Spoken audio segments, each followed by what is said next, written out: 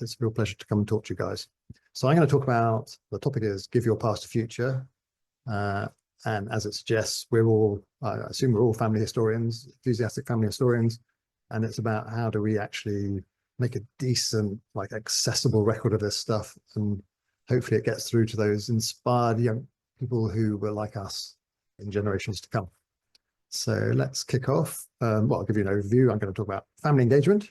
I'm going to talk about an uncomfortable truth.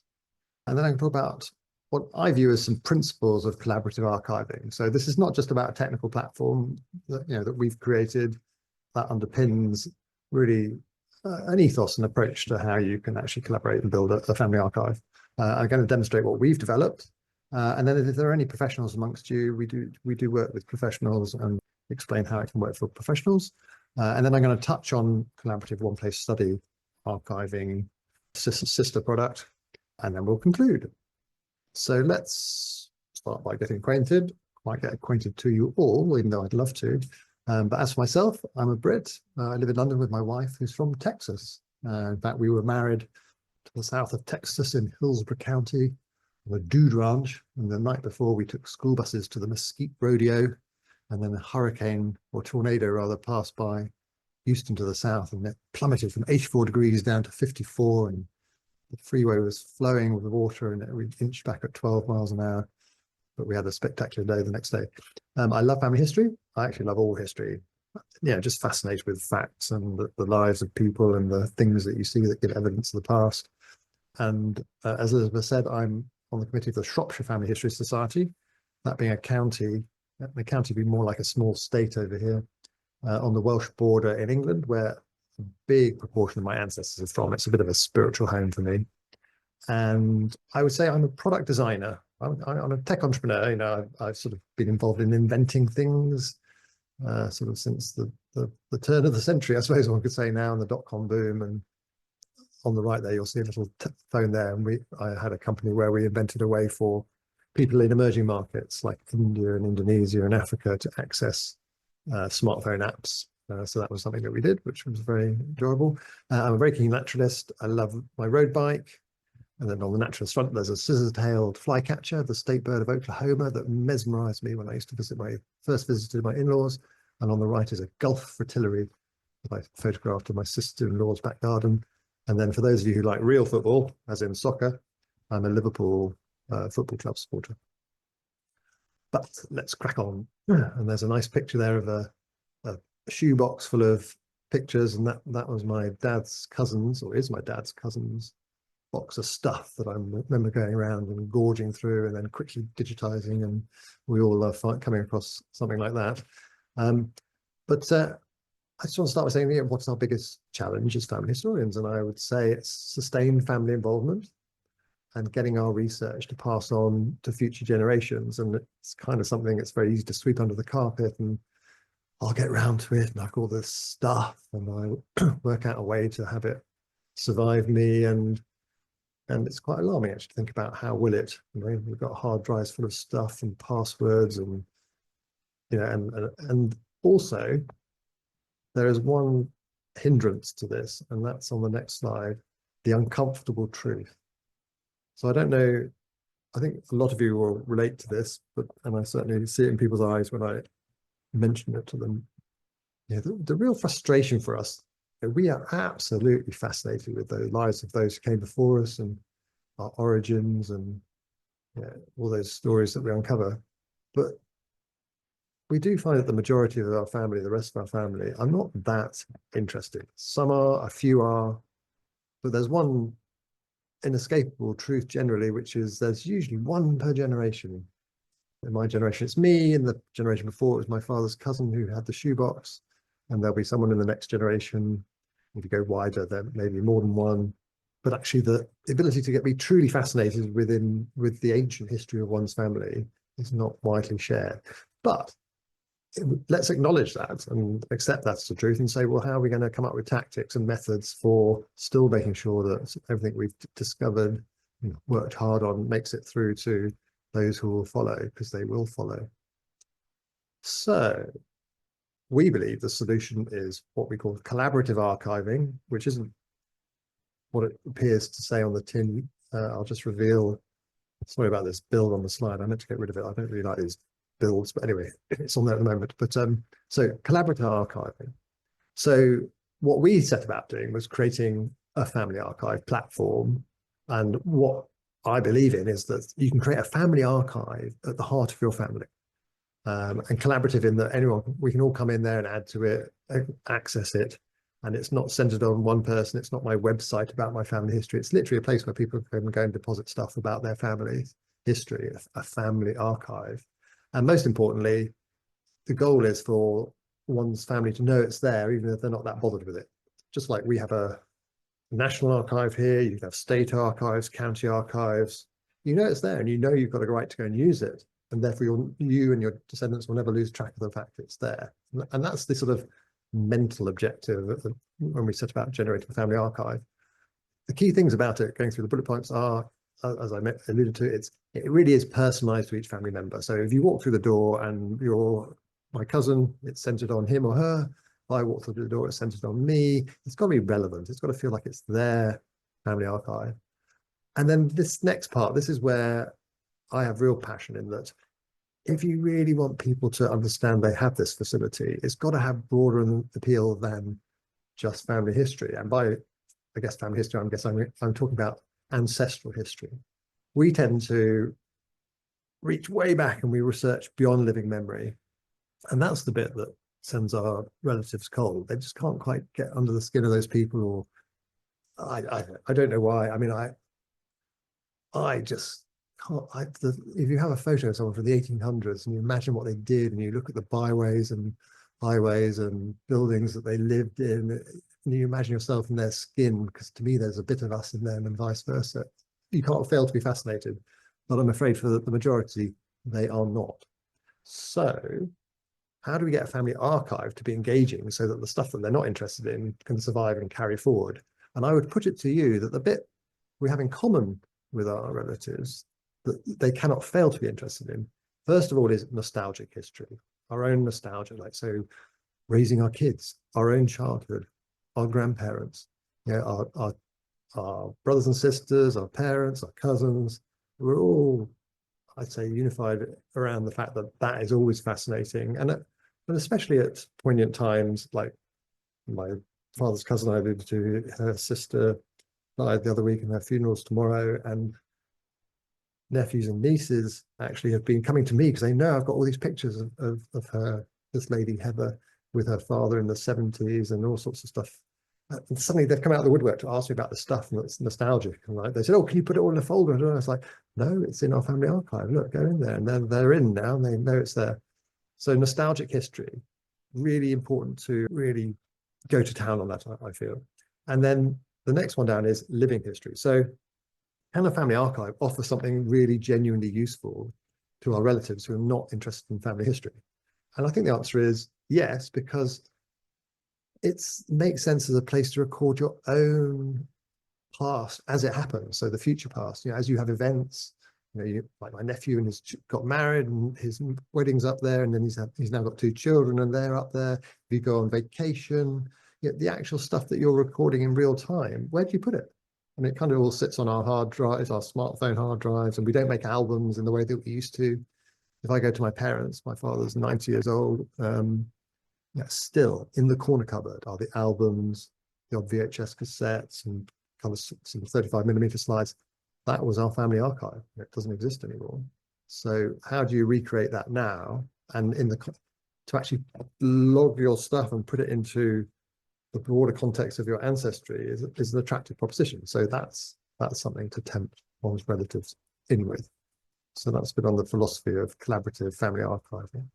So I'm going to come out of this presentation and I'm going to go into my family archive, which is really just an excuse for me to romp through all the delicious things that I've been finding out over the years. And I hope you find them interesting too. Otherwise, I'm afraid it might be a bit boring, but I think you'll enjoy it. So just come out. You're literally just going to see my raw browser and we're going to go in. So this is my family archive. It's called If I Was a Tree. So this is the platform, WeAre.xyz.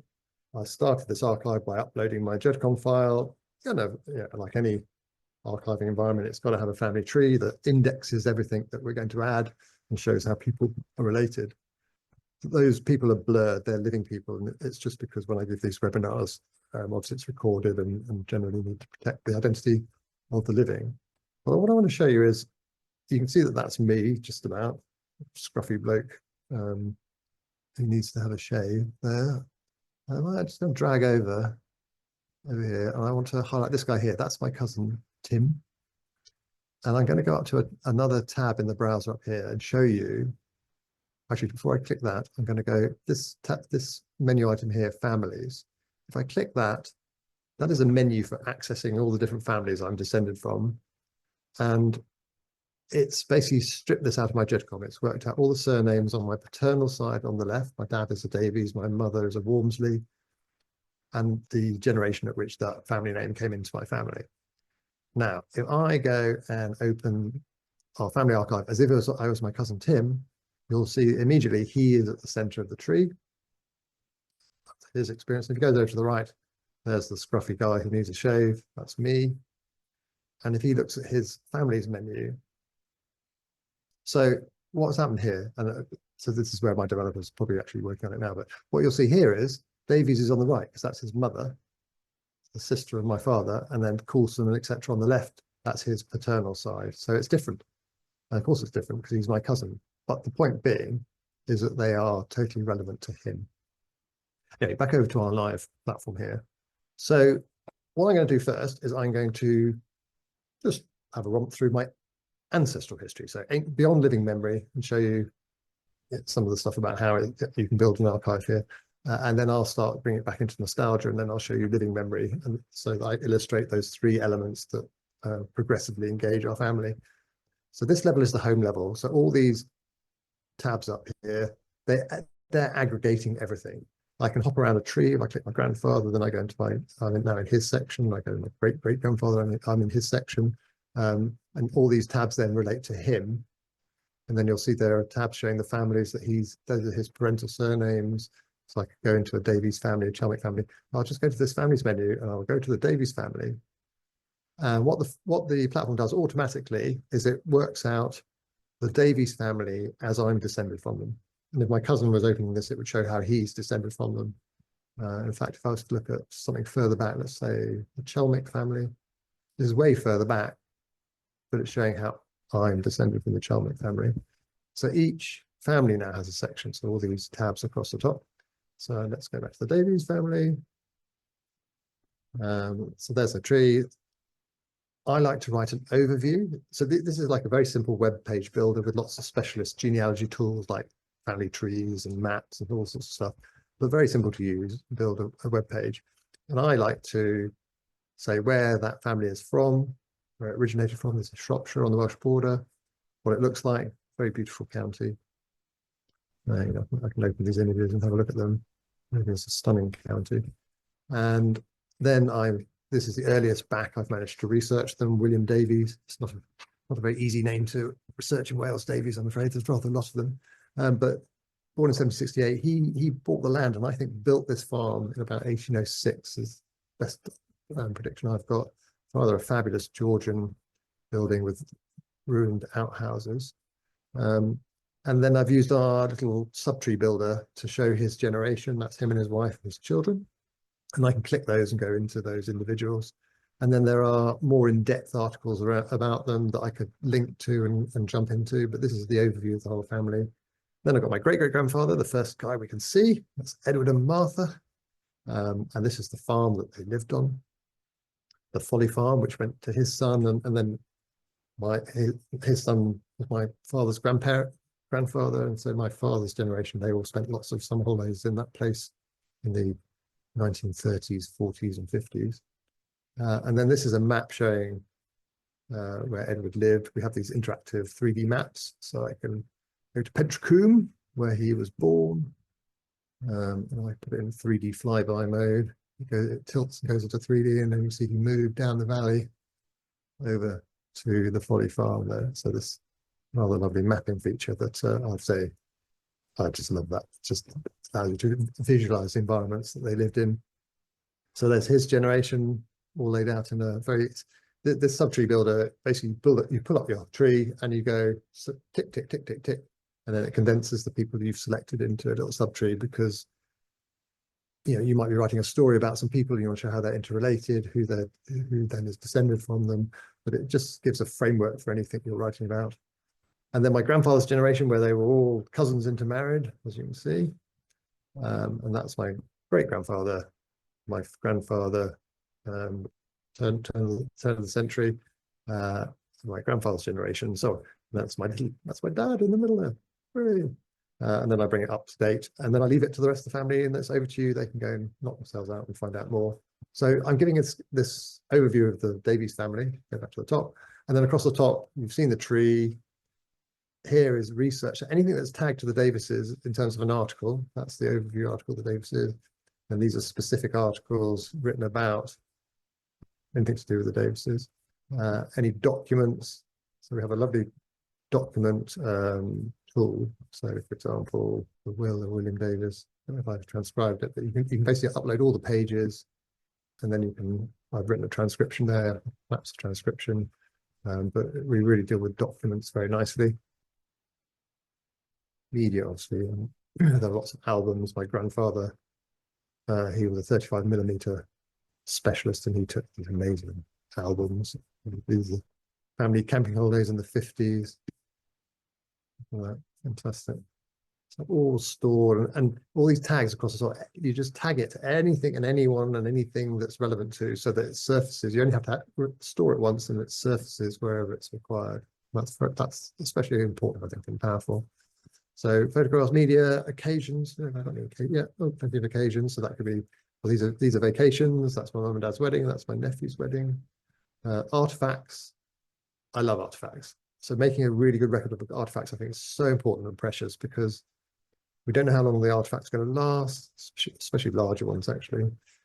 The houses over here are very small, and no one knows where stuff will go in the next generation. And also because there are so many people who have a kind of an interest in them, but can't physically own them. So it's a great way of really recording and sharing. So if I take, this is a good example, the Folly Farm piano. So in that farm I mentioned, that I showed you the black and white photo of, was this piano. And this piano is my great-grandmother's piano. But on here, and it sits in my dad's cousin's house. She said, would I like it when she goes? And I'm like, yes, but I don't know where I'll put it. But actually, this section makes it more interesting than just a piano, because it was played by my great-aunt, Aunt Moll, the daughter of my great-grandmother, and that's her brother, Hartley. And brilliantly, we have this. This is a examination in music. So basically, little Hartley, aged 11 in 1911, set his 6-year-old sister an examination in music on the piano, and scored her rather harshly, I think. Marked her very poorly. And then here is the farm where it all happened. So it would have been in probably that window there. That's where the piano was. She was playing it. He was marking her on this piano, and that was the output. So now that piano is beautifully recorded for posterity, even if it doesn't make it to the next generation. And then I must show you this. This is my absolute favorite. So this is Tigger, this little chap here. A cuddly toy. He's my dad's cuddly toy, and that's my dad. That's actually using the My Heritage colouring thing. But if we open that, he was born in 1935. So this is 1939. Look at that old pram in the background. This is probably just before the outbreak of war. There's a black and white areas. You can see Tigger on the bench there. He's a very fine, smiley man, my dad. And there is Tigger today, and there is my dad. Just beautifully captured the power of artifacts. I love artifacts. And then places, the other thing that I just delight in, places. And we do this capturing of places. We can show you all sorts of places, with the old places, new places. I'm going to come on to that in a minute. But first thing I'm going to do is show you just a personal delight of some old stuff to do with me. And I'll start with the Poole family, and the thing that got me into family history. So the Poole family, and I've researched them long and wide. I've got a lot of Poole family recorded, and I know about them in quite some detail, because if I go to documents, I have this pocketbook from 1833. So this pocketbook in our document section, my grandmother, who was born in 1897 and had strokes and sadly, when I was young, was sort of rather restricted to a chair. Very kindly lady. I would sit with her, and she would take me through this 1833 pocketbook. And this pocketbook is actually a little accounting pocketbook, but it wasn't used for accounting. And you can see at the top there, it was owned by J. Poole. My grandmother's maiden name was Poole. This is my 3 times great uncle. And this pocketbook is full of his personal family history research notes. And it was mesmerizing, lots of dates and things. And this stuck out. So this is the thing that really got me going in family history. Nanny Farm. After great-grandfather's death, this widow kept up the dislike to eldest son Geoffrey for marrying against wishes. She sold £600 worth of timber off the estate and every available bit of stock, left the home in ruins, so that when the son came into possession, there was nothing but bare land. Oh, fantastic.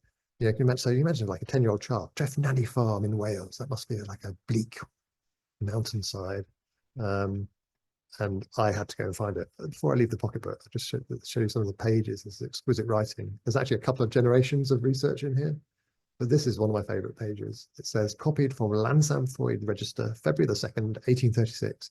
He's gone to this little rural churchyard and church on the shores of the River Vyrnwy on the Welsh border. He's recorded every record he can find of a Poole ancestor, but 1679. I mean, if this guy has a grave somewhere, you won't be able to read his gravestone. This is so long ago. Anyway, that's what really got me going, and I think you probably understand why. So if I go to I've just clicked the tab there to go back to the Poole family, and I will show you that if we go to places, I found Nanny Farm, which is actually called Nanny Bank. So it sits here. It's not in a bleak mountainside. It's actually this building here, and it nestles between the River Vyrnwy and the River Severn, which is Britain's longest river, in this rolling farmland. And that's my mother, actually, who went there ahead of me and found it one summer. There's a Dutch barn, and there's an extract from the diary, so I'll come back to that. That's a video. But down below, you'll see I've constructed a tree to show this Geoffrey Poole here, 1766 to 1844. He's the son that married Mary Lloyd against the wishes of his parents, who for some reason didn't like her. Although in her obituary, she was said to be a bit of a saint, so I don't know what they didn't like. And then that's down to my grandmother, so we can see how we're related. So we found it, and armed with a map from the Montgomeryshire Genealogical Society, we located the graves in this chapel. And this chapel is at the entrance to the farm. This is really in the middle of nowhere. And this picture here, that's my dad, me, and my son. And this is great-great-great-great-grandfather Geoffrey Poole, died 1844, reunited with his future descendants. And then down here, you'll see, this is how I actually found it. This is a 1838, 1840 tithe map. If you look there it is. And most of those fence lines, if you look at the satellite image, are still there. Those fence lines, some of the fields are consolidated. So that's how I found it. Wonderful adventure to find it. And what I did was, I have a little drone, and I love recording rural environments of family history. So I'll just quickly zip through this, and I'll fast forward it. But we sent little Kevin, he's called Kevin the drone. He took off from the cemetery, and he looks down on the cemetery. I'm just fast forwarding. There it goes. They were dotted with relevant family gravestones, lots of them, lots of infants, sadly, who died. And then what he does, well, here first of all, there's some records of all the gravestones that we found there. And there's the map in the book that I told you about that helps us locate all the graves. And then he sets off and he flies over to the farm. And he does a tour of all the fields above the farm. He goes and lands over at the farm where they showed us around. Lovely family. Just have a look around. And he took off. And he goes off to surveil the fields. That's the River Severn on the horizon in full flood. It was in flood, and we found it very hard to cross the river. But anyway, that's a little thing I love doing, and I've embedded that in my archive. I've done that with all sorts of scenarios. So that was finding of Nanny Bank. So remember, this is ancestral history beyond family history. And I'll show you one more example of that, because I think you'll enjoy. If I take my grandfather here, Morley Davies, and I scroll over and I find his uncle here, John Davies, I had a period where I was fascinated with trying to find ancestors who were involved in any of the wars, and I really couldn't find any direct ancestors, especially I was very interested in the First World War, until I went sideways and started looking at my grandparents' cousins. And over here, this is his Uncle John. You'll see his family 5 children. There you go. George died in 1917. Norman died in 1918. Brian died in 1918. The daughter actually died quite young, 1940, and then the one son that survived and produced the only heirs. These 2 guys died in the war. This young man never got to the war. He died of Spanish flu before the end of the First World War. So he had this lovely nuclear family in this beautiful farmhouse in Shropshire, and they were decimated through the war, and it ended up with just the son and daughter left. Anyway, but this guy, George Davies, I became fascinated with him because I found a newspaper article that made reference to him. We look at research. I was researching the family, and basically somebody did an article that showed that he fought in the First World War, and he wrote a war diary. And if I look in the documents, I have his war diary. He was in a book called If You're Reading This. And basically, If You're Reading This was last letters home to parents, loved ones. And he was in this book and he had written a last letter home to his mother. And it was in this book, and that showed me that he had a war diary. Anyway, it transpired that George here, basically he'd grown up in Shropshire. Let's just go to the research, take you through his life, short life of George Davies. He's grown up in Shropshire on this beautiful, beautiful Georgian farm.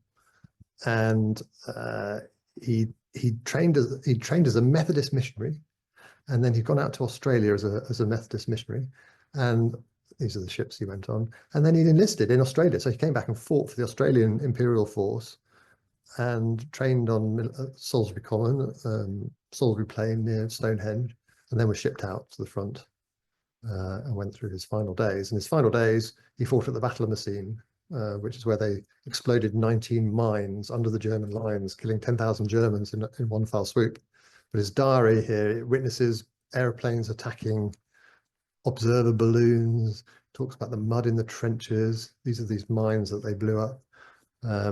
So I had this record of this this ancestor, but what really deeply fascinated me was the fact that digging further, and this article's about his final days, was the wealth of information available to people descendants of people who had people in the Australian Imperial Force. So I wrote this article, which is all about the war, the Battle of Messines and Passchendaele he was involved in, but I was uncovering trench maps, and I was also uncovering the unit war diaries of his battalion and company. Obviously I had clues from his diary, but these are the daily reports of his commanding officer. So I had daily reports of his commanding officer telling me about his movements. I was able to map them using our mapping tool, and what I've done here is I've layered on top actual trench maps. You'll see on top of the map of and I've mapped his movements. So this maps his movements in his final days. But, I'll come back to that. So basically, the unit war diaries say that he basically on the 7th, on the eve of the Battle of Messines, he was his company was rendezvoused at Prowse Point at 3:10 in the morning, basically, in a trench off Ontario Avenue near Prowse Point. And this is a map that shows you Prowse Point here. This is Ontario Avenue. So basically he was in that trench there. And I made I traced it on top of a satellite image. I even found footage this is actually a video of Prowse Point in 1915. And a friend and I went on a cycle tour of the battlefield, and my arm is kind of lying over the trench where he fought, where he assembled. And then we went on and on, and all the war diaries, basically unit war diaries of the commanders told how he then moved on. He fought this position here. And ultimately, it takes us to where he died. And after fighting these various campaigns here, he ends up in D Battalion area. And some old boys on the Great War Forum sent me these maps saying, this is D Battalion area. And I put that onto a satellite image that shows you where he was. And then I was given these records that basically these people in this Great War Forum said, oh, I found this in the Red Cross reports, and it says, I saw him killed. This is someone in his company. I saw him killed. This Private Cross in a dugout. A shell landed. His arm was almost severed, and a big piece of timber was driven right through his chest. He just called out once, but his death was almost instantaneous. And then it goes, He came from I've seen his grave. The service was read by signaller Davies, my ancestor, who got killed the same evening. The grave is on the right of it's actually Fanny Farm East in Messine. And if you look down next at this record, it says, my ancestor, George Davies, was killed after Messine whilst burying two friends. And if you then look at the map of the area, Fanny Farm is here. They were in this trench here. And what was happening, this is where the guy was killed in the trench. They were basically pushing them up this pushcart railway to this relay station here and then burying them in this field here. So we know that he was burying them, his comrades in this field here when shells landed on the 12th of July. And this guy sent me the hostile fire report that showed that 60 shells landed at exactly that time on these grid references, and that's where he died. And Kevin the drone was able to do his stuff, and he went up, and you'll see he flies over the area where this is the push railway comes underneath me. This is the field where he was burying people when he was killed. So he is somewhere in there. He was never found, and that's the relay station there. And if we come out of there, I went into that field and I took a bag of mud, and I have on my to-do list just to go to the farmyard and reunite some mud from the field he died in with his childhood home. So that's a little personal little mission of mine. Okay, so I'm going back to the top. Sorry, I'm whizzing around. And I've got a bit super indulged in that story because it's very personal, so I apologize. It's taken a bit much time there.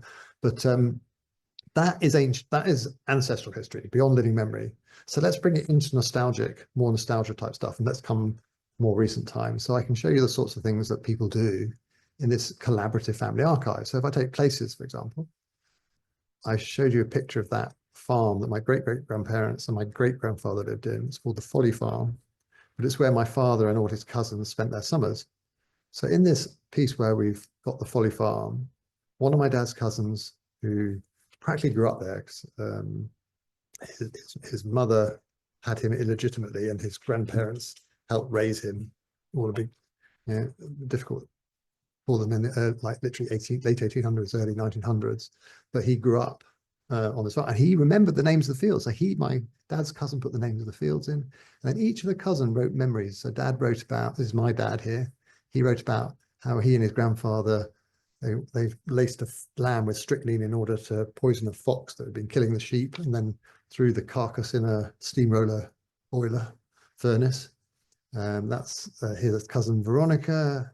She had lots of tales, but then Anthony, the ant who kind of lived there and spent a lot of time there, he had loads of memories. You'll see, like he starts off saying the mole business was big, up to 24 dead each day.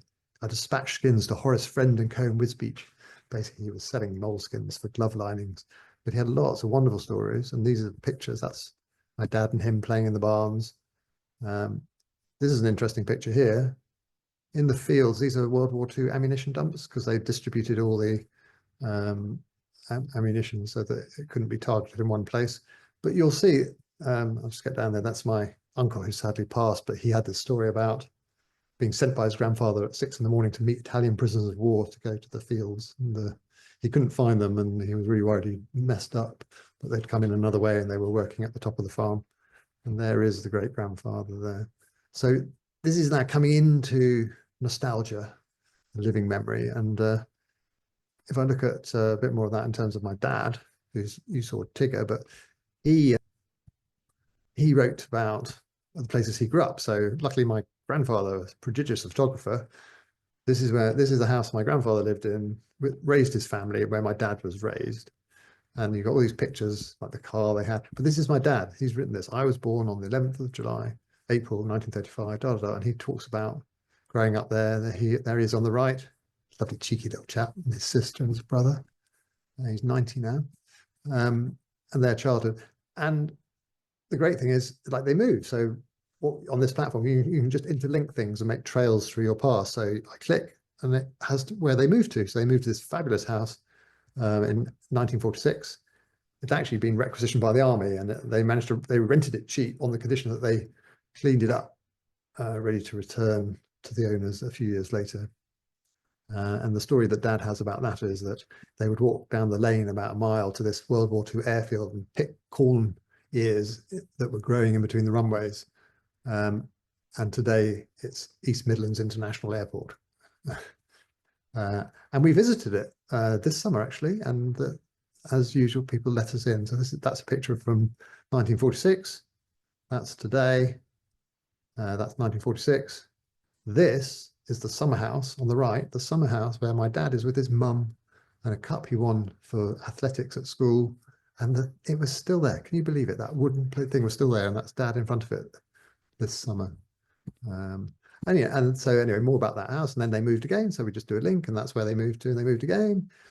So that's about, they lived on the outskirts of London. And then my grandparents retired. So this then goes to the house they retired in. And here, myself and my cousins came in. So we piled in to write about this. This is what we remember as children. Cousin Joe said, oh, I've got grandfather's toffee pot. And I was like, oh, God, I vaguely remember that. And here we are, all our cousins. And so you can see now we're getting proper nostalgic. And one bit of nostalgia I have is, which links in later to doing one-place studies, but we soon found that people were making sort of one-place studies of places that they were nostalgic about. And this one here, Little Shelford, is the village of my birth. So I've made a record of the village that I grew up in, all sorts of special places in it. And here's a map of all those special places. So if I go turn it into 3D, I got to go to the tunnel. So this is the tunnel under the railway line. And I was born in this street. You see that pin there? That's where I grew up.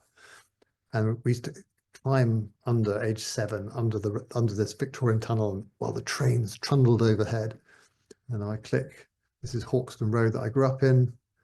And then the church, and just a tour of all the places. This is, there was an old manor house. There's a bit of a story behind all these old manor houses I won't bore you with now, but some great stories about the families that lived in them. King's Mill, beautiful mill. So there's a really lovely story, background to the village I grew up in. And here's the obelisk on the hill outside the village. And I'll just pop into that. So I've written up the obelisk. And this was erected in 1739 by this old boy and a friend who used to meet on this hill. And they said the first one to die has to make a monument to the other. So they made this monument. And that is me and my brother. I'm at the top. That's my brother in, I think, 1975. And there we are, 1975. Got one of those old snake belts on. That's me and my brother in 2022. That's my children in 2016. And that's 2 children during the Second World War. So this has basically been a climbing frame for the village for the best part of 300 years. But you can see I'm really capturing the village that I grew up in as part of my family archive. And that's within living memory. But bringing it right up to date, like I say, using it to actually record our lives now is something useful. We don't have the photo albums and the corner cupboards full of nostalgia, summer vacations, etc., that we used to. So if I go into, I'll go into occasions again. Like I showed you, got my nephew's got his wedding there. This is one of my favorites here. Back in 2021, my son had always wanted to go on a camper van holiday. Peppa Pig went on a camping holiday. I think that might have inspired them. So we flew to Barcelona, where we rented a camper van, and we went up to this campsite on the coast, based there. There's my son. He was happy as Larry. We had such a good time. We kept in the drone, so he did a little bit of surveying of the place we were staying in. He likes his basketball because of his American cousins, very much into his basketball. And that was the campsite we were on. This is this image carousel here. And I had an ulterior motive, because in 1965, my parents went camping there. And this is my parents in the same area in 1965. And we tracked down, this is a beach called Agua Blava. So we tracked down that beach. And here's my son and I on that beach. And we did a lot of snorkeling. Sent the drone up. It's a beautiful beach. And then we went and did a scuba taster down the coast, where we were instructed for 45 minutes, and then waddled into the water off the beach, and had just the most fabulous memories with my son. The guy who took us, this young Spanish guy, he took these brilliant photographs of us underwater, and he said, give me your email, I'll send you some pictures. He didn't ask for any money, but he just sent these absolutely priceless pictures. So there you are. There you can see I brought it full circle, and it's starting to capture living memory and our future past. So this is our family archive, to which various people add stuff. And what I would say is, because people are investing in it to record their lives now, as their children take an interest in it and so on, all the stuff I've done about the ancient past, the ancestral history, will piggyback off the back of that until somebody takes an interest in future generations, and it perpetuates like that. So let me get back into the deck. I hope I'm not running over. Someone tell me I'm waffling on too much. But anyway, one thing I would just say is, within a family archive and family history in general, I would put it to you, actually, the most important record of all is yourself. We neglect to make a decent record of ourselves. And you realize it quite acutely when people pass or are not in good health. People instinctively want to find out more about them, connect with them. And actually, one of the big ways in which people can take an interest in the family history you've researched, the archive that you've built, is to have a really good record of yourself for them to tap into. So recording your everyday life isn't just useful, it's providing the on-ramp for future generations, because you'll become part of family history and they'll come and find this and find a way through. So that's really just that's a hypothesis and a belief that we sort of have in terms of that mission to see our stuff getting through to the future. I mentioned professionals. I'll just very quickly touch on this, but our platform basically allows you to have various permission levels. So you've got like super admin, editor, contributor, viewer. And the way we work with professionals is they set up an archive, they make their client into an admin, super admin with themselves, and they get their clients to invite the family in right at the beginning. Because one of the frustrations of professionals I've come across is that their clients get very frustrated that when they're presented with a book or a document or a file or whatever, to get their families interested is very hard. And the same principles apply that I've just described in a professional environment, that if you've invited the family in and then you start developing the family history, it's drip fed to that client's family, and they start to take an interest. They may even offer up stuff and say, oh, I know about that, etc., such that when the professional project is finished, it's already established in the minds of the client's family, which is a great way of leaving them with something that they're very satisfied with. And also it creates a channel for them for further on work. So the client come back and say, well, could you now work on this area and extend our family archive? So that's just quickly about being professional. And then one place studies. So we realized that, well, you saw what I was doing with the village that I grew up in. People were actually kind of shoehorning our family archive into a sort of one place study environment. And we realized that actually, do you know what? We underpinning our family archive system, it's really just a content management system where you could create a new instance where you simply make the place the center of interest rather than a family. So it's still got families and connected to the place and trees, etc. But the place itself is the center. So if I come out of that, I can show you some family archiving, I think. So if I go and look at Cambridge. So this is Cambridge, England, where I sort of grew up nearby. So this is about Cambridge, England. It's got its history going way, way back, Romans, etc. It's a plague pit sort of under one of the colleges, Saxon church, the history of Cambridge, basically. And I can go and look at places within Cambridge. So obviously lots of colleges are the main one that people focus in on. And I can open up this map and I can go and fly around all the various places, but I won't go into that map. I'm just going to go into this map section. So one thing that we're able to do, whether it be the family archive or a one place study, is that we can overlay images onto maps. So what I've done here is I've overlain a 1936 map onto Cambridge, onto the current satellite image of Cambridge. So if I fade that in and out, you can see old and new. So if I now go into this 3D fly thing, if I go to, I'm going to click and go to Magdalen College, and I can zoom in and out and see what's underneath. St John's College. I'll just zoom out a bit there. Trinity College. That's Great Court, St Trinity. If you ever remember Chariots of Fire, that's where they run around in that competition. Key's College, where my father went, actually. And then King's College, you probably know about, and King's College Chapel is probably the most famous place in Cambridge. And there are various articles I've written to do with these places, but anyway, I'll shoot around because I want to show you in particular on the old map That's Free School Lane. The new jail. And I'm gonna go into 2D mode and slide that back.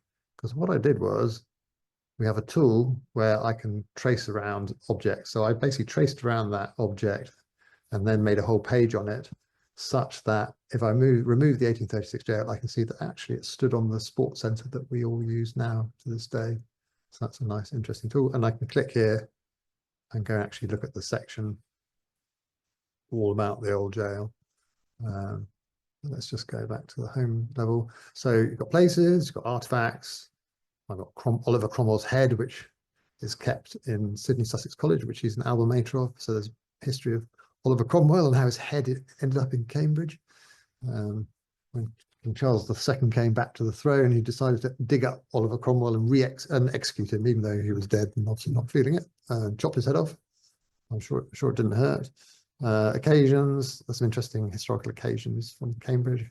This Stourbridge Fair was the largest fair in Europe, based around the leper colony.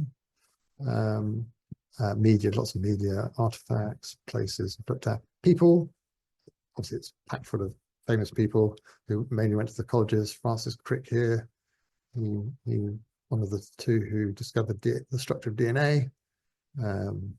Isaac Newton, Alan Turing. So you could go on forever packing this with interesting people from Cambridge. But that's a one-place study. Other types of one-place study, actually. So there's one, this is Weston Park, a stately home. And there's a feature in here you might find interesting. So this is Weston Park. Just needs to load the lower part of that. There we go. So its history is down here. That's the lady who built it. That's the family. So you see it's still got the family history tree tools in there. Family that started the place, etc., etc. And then we have this interesting tool which allows me to, if I click that, the morning room, the drawing room, we have this ability to create hotspots and interlink. So now I'm in the drawing room, and actually if I open this image, it becomes like a virtual gallery. So as I move over the paintings, it creates links. Those, some of them just images, but this lady here, Elizabeth Myton, who built the place, I can click there and it'll go through to a whole section on her. She's part of the Bridgman family. No, she wasn't part of the Bridgman family. Sorry, they came later. So that was in, where was I? Places. Here's another room just full of art. So again, it's all like a big gallery that you can do. And you can imagine you could do that, just pictures of your home and your hotspot places. There's one, actually there's one rather fun, oh no, sorry, that's in the morning room. There's one rather fun item in here, which is this chap here, the yellow parrot. So he was given by Benjamin Disraeli, the British Prime Minister, to Lady Bridgman, who had a bit of a sweet spot on. And there she is, Lady Bridgman. They thought it was a male parrot until it laid some eggs, and then it died, and then they stuffed it. Anyway, so I'm just showing you really how different ways of bringing places to life in one-place studies. My favorite here actually is when I went on a trip to the Battle of the Bighorn, and I basically laid out, I took my little book from when I was a child and I held it up to where Custer fell. But this is full of all sorts of wonderful sort of flyby stuff that helps you reenact the Battle of the Little Bighorn. Anyway, so that's the one-place study module. Let's go back to the presentation, and then I assure you we will nearly be there. Okay, one-place study, important technical details. It's very important to, I mean, we really are about preservation. So a few things to note are, there's one click, you can back everything up. It'll send you PDFs of all the articles you've written. It'll send you all your media, complete with metadata, full original quality. You can get GEDCOM files extracted, etc., etc. So it's very important to be able to back up. You have public or private options, so you can make your environment public, though living people are always hidden, or you can make it a private affair where you invite members to it, and it's your own business. I talked to you about the different content permission levels, and it's really important that it never gets lost. So content creation and editing, it's a subscription-based platform, but if no one's paying, you still have access, so it never goes away. I mean, it absolutely is about being preserved forever, and we even have some conversations with institutions that they'll start actually creating indexes and reference locations for stuff to be stored. But we are about creating a huge massive archives ultimately that last into the future. So I'll just say in summary, give your past future. The challenge is passing on historical history despite lack of family interest. Hope I can use some tactics there. Our solution is to establish this family archive at the heart of your family. Let them, they know it's there, whether they use it or not. Focus on nostalgia over ancient history in terms of engaging them and create a natural home for day-to-day memories. You can't force it, but you're giving them the option, and I see some of my relatives picking up on it, so I'm very hopeful. And as I said, make a record of yourself, because that's also going to be a really important stepping on ramp for future generations. And then finally, I just say, a lot of people, one people's reactions is, oh wow, that's such a huge amount of work. Yeah, it is and it isn't. I mean, it's kind of just built up over a period of time. I'd say this is not about finishing. Remember, the people who come in the future, they're going to be just as delighted to pick up the scent and the trails and the things that we haven't completed. And what I've really found, you might tell in the way I present stuff, is I just fixate on one thing that really tickles my fancy. I really want to get to know, even re-exploring stuff that I've researched ages ago, and just indulge myself in that, and then move on to the next thing. And before you know it, there's a lovely body of work up there, and you've sort of added the fun back into looking through the stuff that you've already researched. So that's it. There's a load of details here. They're all on the handout, actually. There's some YouTube videos. We have a lovely Facebook group and a newsletter. And that's where you'll find us. And then I can't help, just want to show you this. One of the things I love to do is take my old photos from my grandparents and people and go and find those spots. This is just a little personal hobby of mine, but you'll see there my grandparents went on a tour of what was Yugoslavia in '58 on a bus. We went on one in 2022, and that's my son in 2022 on the exact spot in 1958 where my grandfather was. Right, that's enough waffling away. Elizabeth, I'm sure you want me to shut up. I will now shut up. No. A lot of people were saying in the chat that, they're really fascinated by your research. You've done really, really awesome work. They just found the whole thing really fascinating. There are some questions, so let's get through those. The first question, Mary was wondering, how does the surname chart handle, I can never pronounce this word correctly, it's a tongue twister for me, patronyms?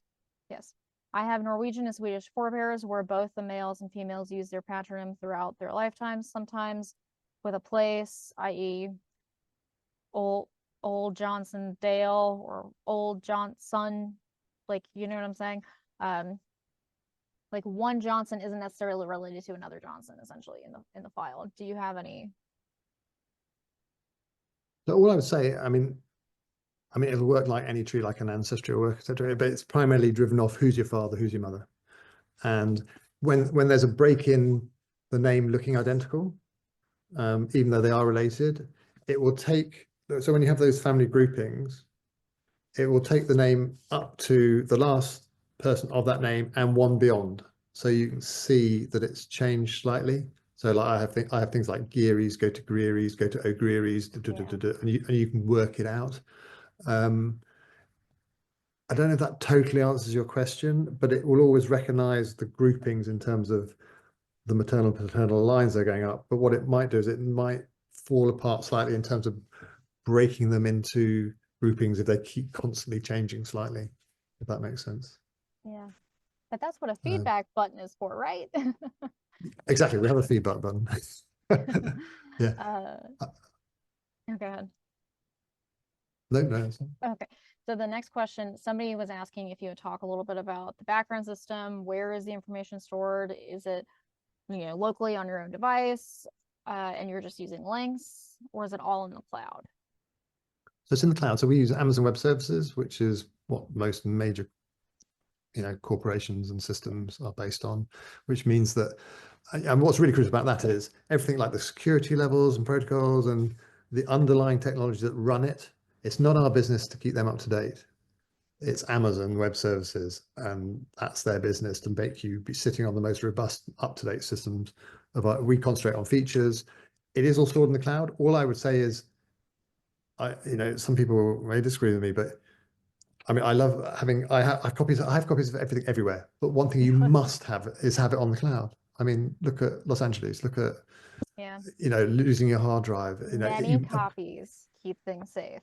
but but I have flash drives, and as I mentioned, we have a button where you download everything.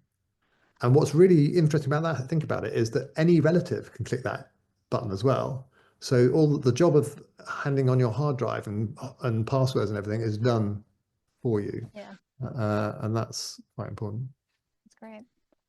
So we have 2 more questions. The next one is, what kind of drone and drone camera do you use? Is it easy to use? How much does it cost? Is that an email you question?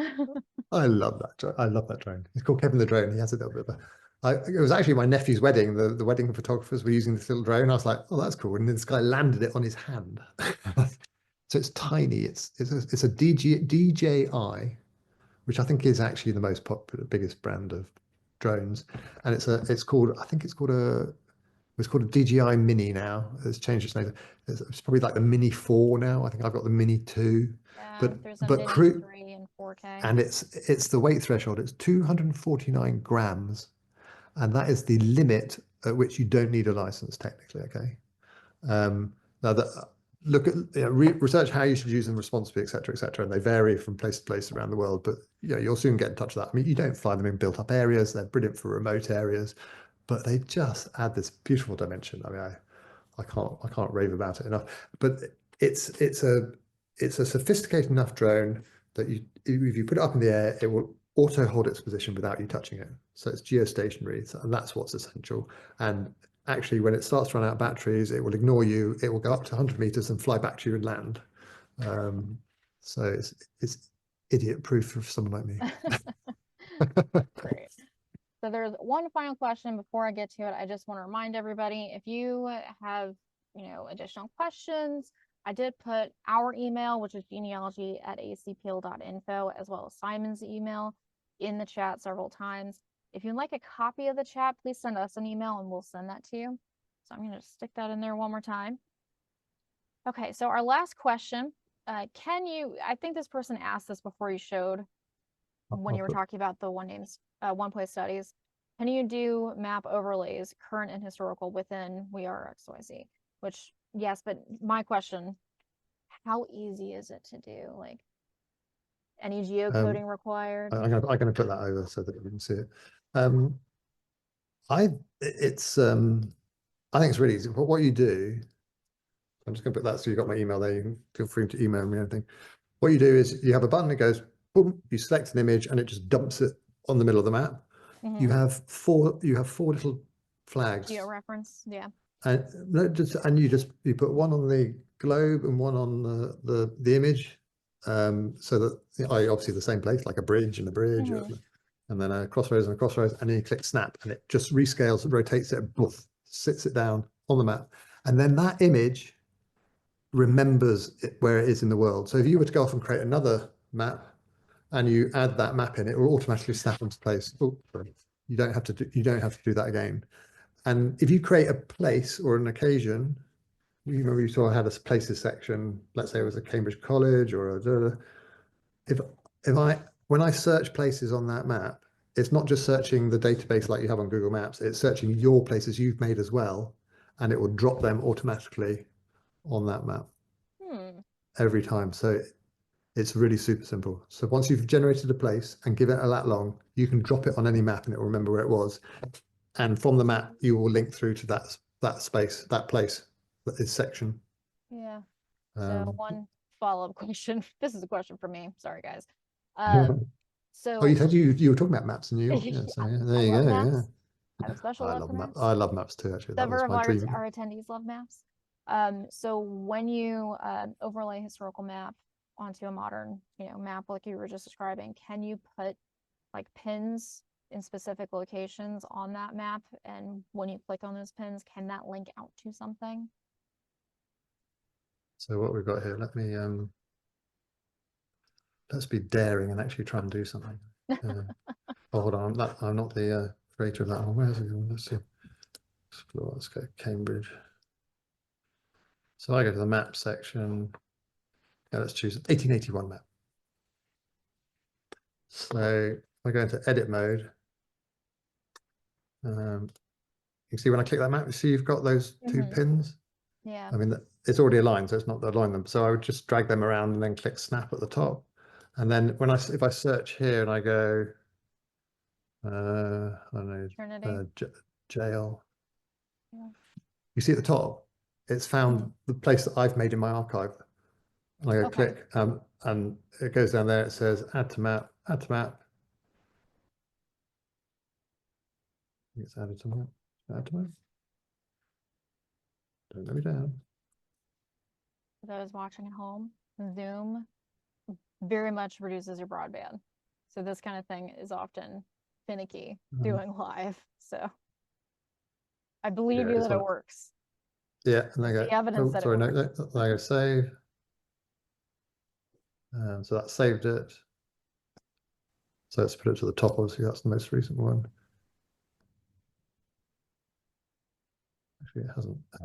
Oh, there it is. There it is. See, look, there it is. There. Oh, cool. So it's, Okay. so it's added it. So now it's added it to it because it's a shape rather than a pin.